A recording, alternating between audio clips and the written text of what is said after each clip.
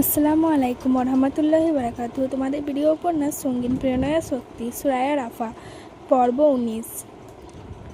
একটা না দিক বেদিক দৌড়াতে দৌড়াতে হাঁপিয়ে উঠেছে অরু। শেষমেশ আর দৌড়াতে না পেরে রাস্তার মাঝে হাঁটুতে দু হাত ভর করে দাঁড়িয়ে পড়ল। হাঁপাতে হাঁপাতে পেছনে তাকিয়ে খুব সাবধানে পরোক্ষ করে নিল রাস্তার অদূর পর্যন্ত। না, দু একটা চলন্ত গাড়ি ছাড়ার কিছুই দেখা যাচ্ছে না।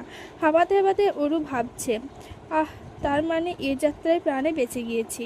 ঠিক তখনই ওর খুব কাছ থেকে ভেসে এলো একটা অচেনা অপ্রীতিকর কণ্ঠস্বর, যে কে so baby girl, I cut you. আচমকা এমন একটা ভয়ানক আওয়াজ শুনে চমকে উঠে সামনে তাকালো অরু। দেখলো তখনকার লোকটা ওর সামনে কিছু বদলায়নি। আগের মতোই বিশ্রী চাহনি দিয়ে ওর পানে তাকিয়ে আছে সে। হুট করে আবারও ওই লোকটাকে দেখে আকর্ষণ লাফিয়ে উঠে পেছনে পিচ ঢালা রাস্তায় হুমড়ি খেয়ে পড়ে গেল অরু। শুষ্ক ঢোক গিলে চারপাশে চোখ বুলিয়ে বুঝতে পারলো এতক্ষণ দৌড়াতে দৌড়াতে ঘুরে ফিরে গোলকধাঁধার মতো আবার আগের জায়গাতেই ফিরে এসেছে ও। নিজের মূর্খমির ফলস্বরূপ আবারও একবার ফেঁসে গেল অরু। আপা কত করে বলেছিল আমি এগিয়ে দিয়ে আসি, অথচ অরু শোনেনি। আর এখন সামনে মৃত্যুর খেলা করছে ও। এছাড়া তো কোনো উপায় নেই। লোকটা ধীরে ধীরে এগিয়ে আসছে অরুর দিকে। অরু যে উঠে দাঁড়িয়ে আবারও দৌড়ে পড়লাবে সেই শক্তি নেই ওর শরীরে। উল্টে হাত পা কণ্ঠ সব কিছু রোধ করে রেখেছে এক অজানা আতঙ্ক। অরুকে ভয় পেতে দেখে লোকটা খিলখিল করে হেসে বলল, and I'll kill you princess. Aru এবার ঠোঁট চেপে ঢুকরে কেঁদে উঠল। কাঁদতে কাঁদতেই দু হাতে ভর করে পেঁচাতে পেঁচাতে লাগালো কুচকুচে পিচ ঢালা রাস্তা ধরে। তবে লোকটা গতিবেগ ছিল দ্বিগুণ। সে এতক্ষণে ওর খুব কাছে এসে দাঁড়িয়ে পড়েছে। মাথাটা এদিক ওদিক কাত করে ঘাড় ফুটিয়ে তীব্র আক্রোশে উদ্যত হয়েছে অরুকে ছুরিকাঘাত করার জন্য। লোকটার পরবর্তী পদক্ষেপের কথা ভেবেই অরু চোখ দুটো খিচে বন্ধ করে ফেলল।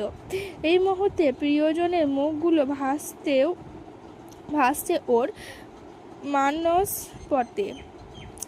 মা আপা আর তো কেউ নেই, অথচ মানসপট জুড়ে দুটো নয় বরং তিনটে মুখ ভেসে উঠছে। মা আপা আর সব শেষে জায়নকীর্তিক চৌধুরী, ওর স্টেপ ব্রাদার, যে ওকে সব সময় তুচ্ছ তাচ্ছিল্য করে, সবার কাছে বাড়ির চাকর হিসাবে পরিচিত দিয়ে বেড়ায়, ওর গায়ে হাত তোলে, ওকে শীতের রাতে ঘর থেকে বের করে দেয়, মাঝ রাস্তায় গাড়ি থেকে নামিয়ে দেয়, হুটহাট রেগে গিয়ে সবার সামনে অপমান করতেও দুবার ভাবে না। অথচ এই মুহূর্তে হৃদয়টা তাকে ঘৃণা করতে চাইছে না। মনে হচ্ছে কীর্তিক নিজেকে ঠিক যতটা খারাপ প্রমাণ করতে চায় ততটাও খারাপ সে না। নয়তো তিতে হয়ে যাওয়া হৃদয়টা তাকেই কেন স্মরণ করছে বারবার। তাও এমন একটা মুহূর্তে ক্ষণিকের জন্য হলেও মনে হচ্ছে আজ কীর্তিক থাকলে ওকে এতটা বিপদে পড়তে হতো না। কোনো না কোনোভাবে ঠিক বাঁচিয়ে নিত সে। অরু সেই কখন থেকে আজগুবি চিন্তায় বিভোর, অথচ লোকটা ওকে আঘাত না করে চুপচাপ দাঁড়িয়ে আছে। তা কি করে হয়?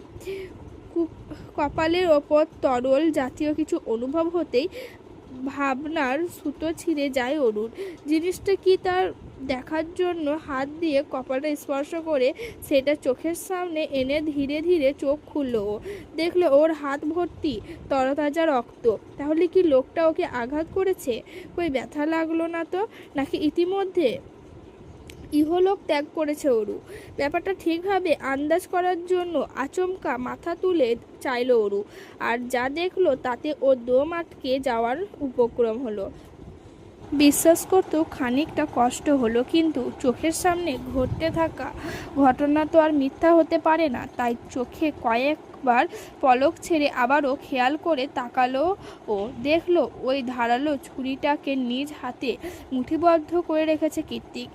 এত জোরেই সেইটাকে চেপে ধরেছে যে কীর্তিকের হাত কেটে টুপটুপ করে রক্ত অরুর কপাল আর নাক বেয়ে চুয়ে চুয়ে পড়ছে। কারণ ওই লোকটা কীর্তিকের মধ্যেখানে বসে আছে অরু।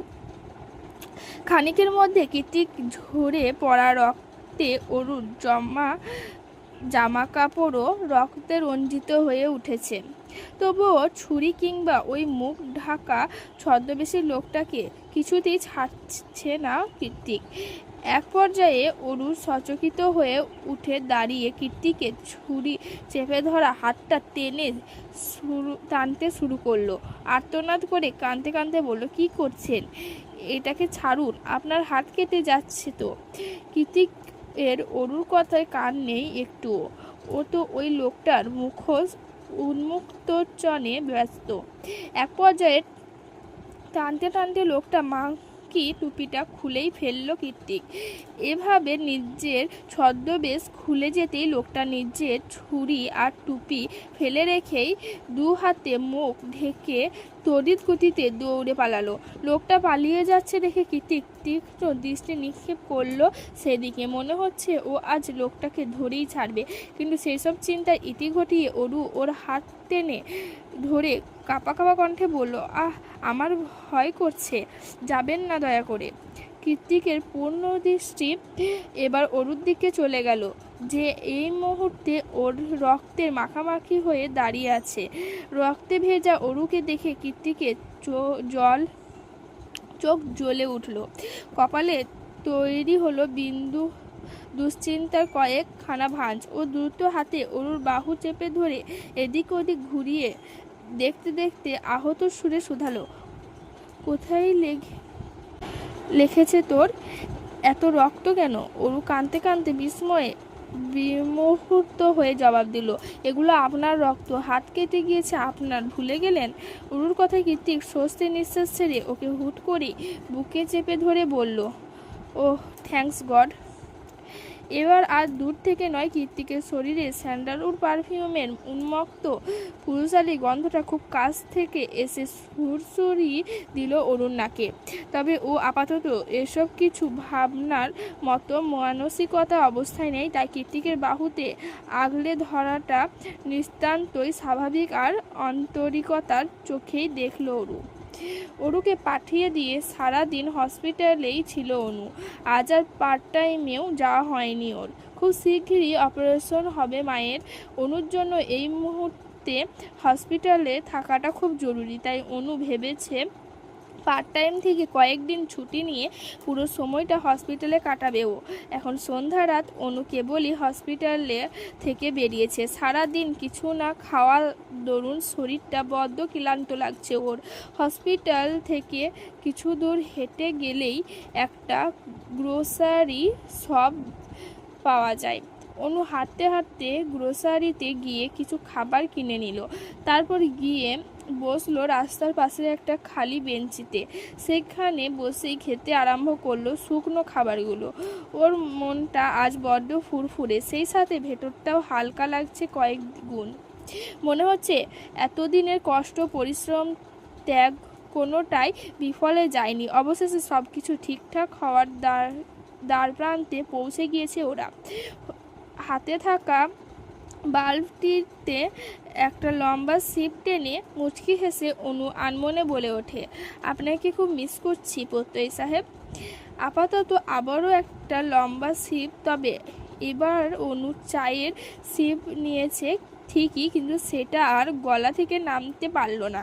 তার আগে ওর দৃষ্টিগত হলো আকাঙ্ক্ষিত এক দৃশ্য। গ্রোসারি শপের সামনে প্রত্যয় একটা মেয়ের সাথে দাঁড়িয়ে আছে।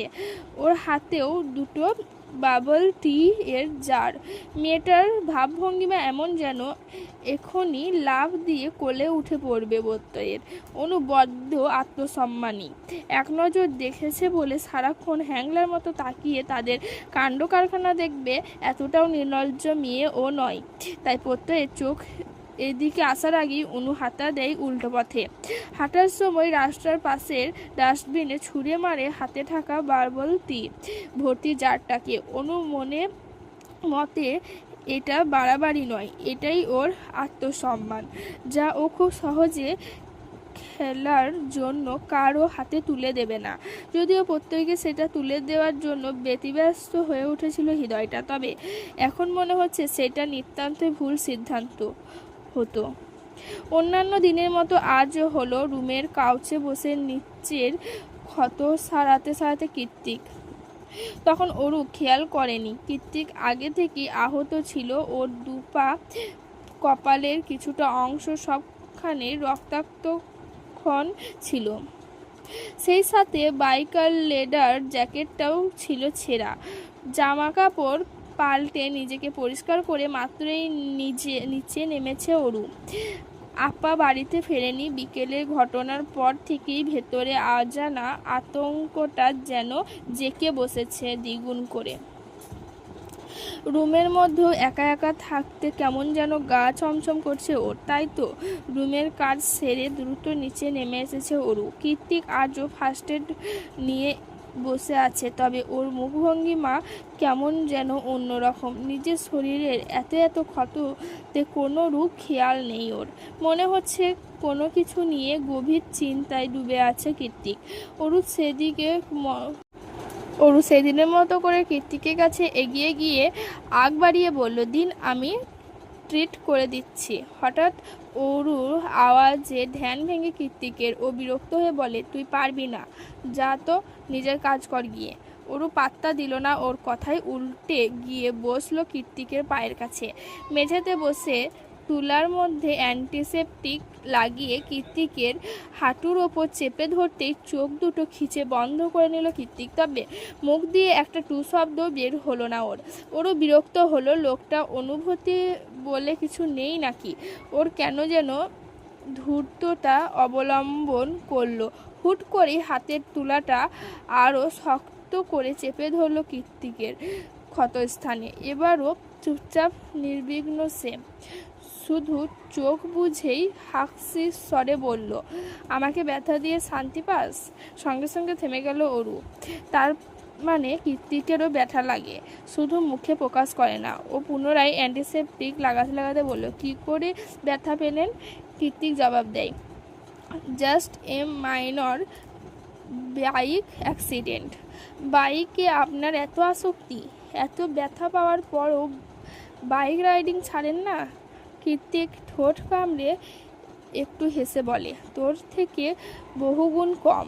তাহলে ভাব তোকে কিভাবে ছাড়ি। পায়ের ক্ষতগুলোতে অন টাইম ব্যান্ডেজ লাগিয়ে দিয়ে কীর্তিকের পাশে বসে ওর হাতটা দেখতে দেখতে অরু বলল, কি বললেন শুনিনি। নাথিং। আমি যখন কথা বলি তখন কান কোথায় থাকে তোর? অরু ঠোঁট উল্টে বলল, আমি ভাবছি হাতের ক্ষতটা অনেক গভীর, এটা আমি কিভাবে ব্যান্ডেজ করব? দেখে তো মনে হচ্ছে সেলাই লাগবে। কীর্তিক নিজের হাতটা ছাড়িয়ে নিয়ে বলল, না পারলে দূরে সর, নিজেই তো পাকামি করে এসেছিস সাহায্য করতে, এখন বলছিস পারবো না? আমি বলেছিলাম আসতে। অরু দীর্ঘ নিঃশ্বাস ছেড়ে কীর্তিকের হাতটা আবারও টেনে নিয়ে সেখানটার ব্যথা নাশক লাগাতে বলল, আপনি এমন কেন? কেমন আমি? ঝগড়ুতে তিলকে তাল বানিয়ে ফেলেন। আপনার বইয়ের কপালে দুঃখ আছে। অরুর কথায় কীর্তিকের ঠোঁট বাঁকা হাসিতে প্রশস্ত হয়। তারপর হুট করেই চোখ মুখে কুঁচকে সামনের মনিটরের দিকে দৃষ্টি নিক্ষেপ করে কীর্তিক বলে, ঠিকই বলেছিস, আমার কথা না শুনলে তোর কপালে অনেক দুঃখ আছে। হ্যাঁ, সে তো আমি জানি। আপনি কীর্তিকুঞ্জে ছোট সাহেব কি না? দুঃখ তো থাকবেই। আচ্ছা, তখন হঠাৎ ছুরিটা চেপে ধরতে গেলেন কেন শুনি? চেপে না ধরলে তো তোর আঘাত লাগতো। কীর্তিকের হাতের ক্ষতটা অনেক বেশি গভীর। অরুর ভেতর অনুশোচনা হচ্ছে ওর জন্যই আজ এমনটা হয়েছে। তাই ও কীর্তিকের ক্ষতস্থানে হালকা ফু দিয়ে অ্যান্টিসেপটিক লাগাতে নরম সুরে শুধালো, বেশি ব্যথা লাগছে? নিজের শরীরটাকে কাউচের উপর ছেড়ে দিয়ে কীর্তিক চোখ বন্ধ করে বলল, এখন কম লাগছে। মাঝরাত চলমান দিনের আলো শেষ হতেই মাঝরাত চলমান দিনের আলো শেষ হতেই তাপমাত্রা নেমে গিয়েছে, চারিদিকের কনকনে শীতল হাওয়া বইছে। অনু আর অরু বোধ হয় গভীর ঘুমে আচ্ছন্ন, অথচ ছাদ বারান্দায় এখনো টিমটিমিয়ে ফেরি লাইট জ্বলছে। সেখানে গোল হয়ে বসে আছে অর্ণব, সায়র, এলিসা। কৃতিক ওদের থেকে খানিকটা দূরে দাঁড়িয়ে সিগারেটদের ধোঁয়া ছড়াচ্ছে, ব্যস্ত। ওরা সবাই সারা রাত ধরে কিছু একটা পরামর্শ করেছে। অর্ণব কোলের ওপর ল্যাপটপ নিয়ে এখনো কি যেন করছে। এলিসা আকারে বসে অর্ণবকে বলল, তুই কবে এসব বন্ধ করবি অর্ণব? অর্ণব ভুরু কুঞ্চিত করে বলল, বন্ধ করব মানে?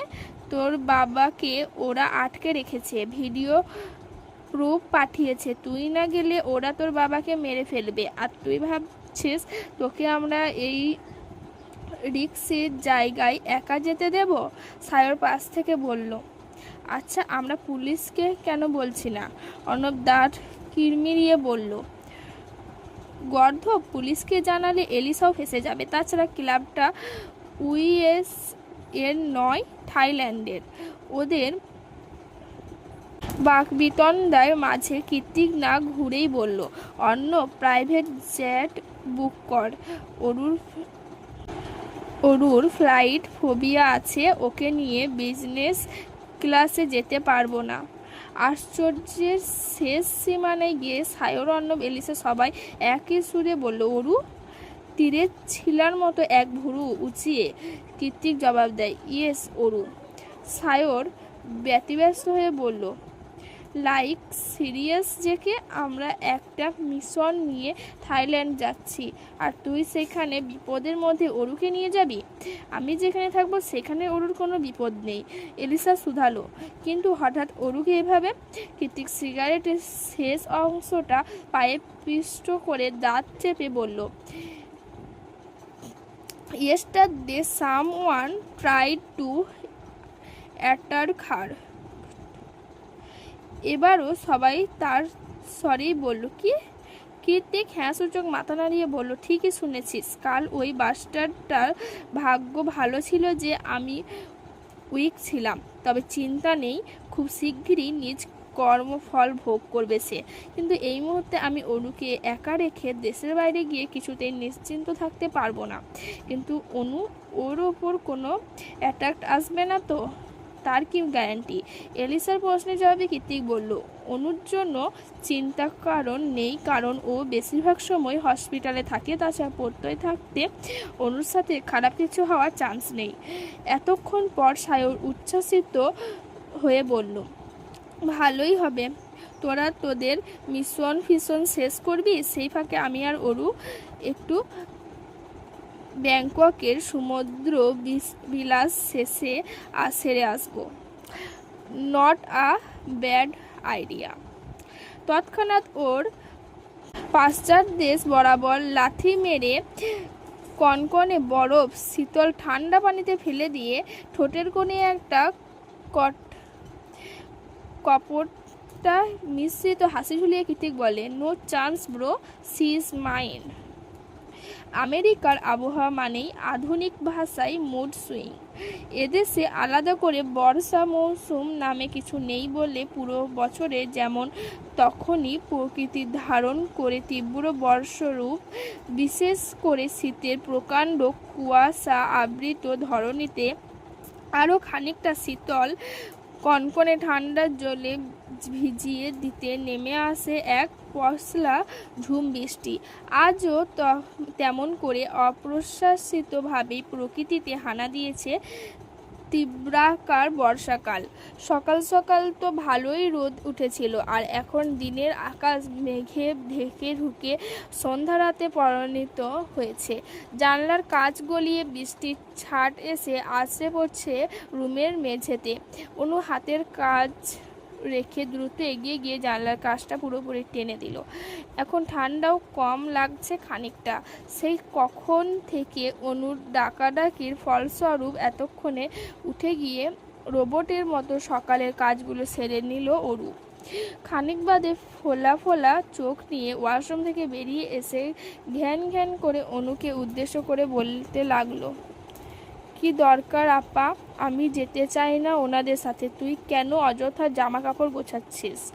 অরুর জামা কাপড়গুলো গুছিয়ে সযত্নে ট্রলি ব্যাগে রাখতে রাখতে অনু বলে, যেতে চাস না মানে? সারাদিন তো ঘরে মনমরা হয়ে বসে থাকিস, ভার্সিটিতেও যাচ্ছিস না কিছুদিন ধরে। আমার তো আর তোকে নিয়ে ঘুরতে যাওয়ার সময় হয়ে ওঠে না। তার চেয়ে বরং কৃত্তিক ভাইয়াদের সাথে ঘুরে আয়, মন ভালো হয়ে যাবে। তাছাড়া কৃত্তিক ভাইয়া মেয়ে বান্ধবী কি যেন নাম? অরু ঘাড় ঘুরিয়ে জবাব দেয়, এলিসা আপু। হ্যাঁ, উনি তো তোকে অনেক আদর করে। তাহলে তোর চিন্তা কিসের? নিজের অলস শরীরটাকে বিছানায় ছেড়ে দিয়ে অরু বলে, আমি এখন বড় হয়ে গেছি আপা, কারো আদর করা না করা নিয়ে আমার কোনো সমস্যা নেই। অনু সব কিছু ঢুকিয়ে লাগেজের চেন লাগাতে লাগাতে বলল, তাহলে অযথা যাব না বলে কেন ঢং করিস? দেখ অরু, আগামী কয়েকদিন হসপিটালে অনেক ব্যস্ত থাকবো আমি। ঠিক মতো বাসায় আসতে পারবো কি না সন্দেহ। তার চেয়ে বরং তুই এই ফাঁকে ঘুরে আয়, এসে দেখবি আমাদের মায়ের অপারেশন সাকসেসফুল। তাছাড়া কৃত্তিক ভাইয়া তো বলেছে তারা ঘুরতেই যাচ্ছে। অরু মুখ ফুটে আর জবাব দিল না, শুধু মনে মনে ভাবলো, সমস্যা তো ওইটাই, কৃত্তিক ভাইয়াকে নিয়েই।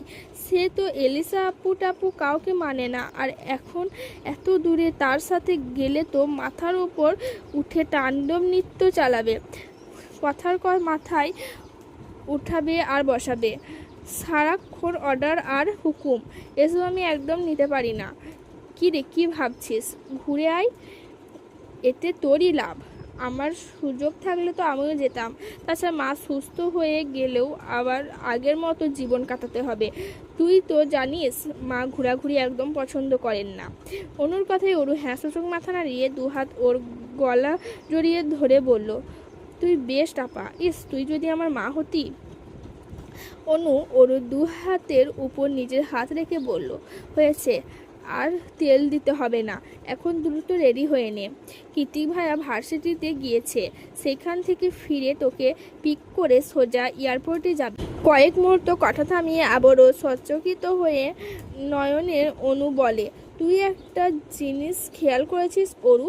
কি জিনিস? কৃত্তিক ভাইয়া বোধ হয় এত বছর পর অবশেষে আমাদের বোন হিসাবে মেনেই নিয়েছে, না হলে তোকে সাথে করে ঘুরতে নিয়ে যাওয়ার কথা কেন বলবে? অরু নিজ পায়ে স্লিপার পরতে পরতে বলল, সে আমি জানি না, বাদ দে তো ওনার কথা। এই ভালো এই খারাপ কই কোনোদিন তো বলতে শুনলাম না। অরু বোন আমার, এদিকে আয়, এসব করুণা বুঝেছিস? অরু কথার পাশে অনুর বুক চিরিয়ে বেরিয়ে আসা অজানা দীর্ঘশ্বাস। অরু উঠে গিয়ে জানলা গলিয়ে বাইরের বৃষ্টি ভেজা টকটকে রাস্তার দৃষ্টি নিক্ষেপ করলো। তৎক্ষণাৎ মনে পড়ে গেল কয়েকদিন আগে ঘটে যাওয়া সেই ভয়ানক গা ছমছমে ঘটনার কথা। সেদিন কৃত্তিক সময় মতো না এলে কি হতো কে জানে। ভাবলে এখনো শরীরের সবকটা লোমকূপ দাঁড়িয়ে যায় অরুর।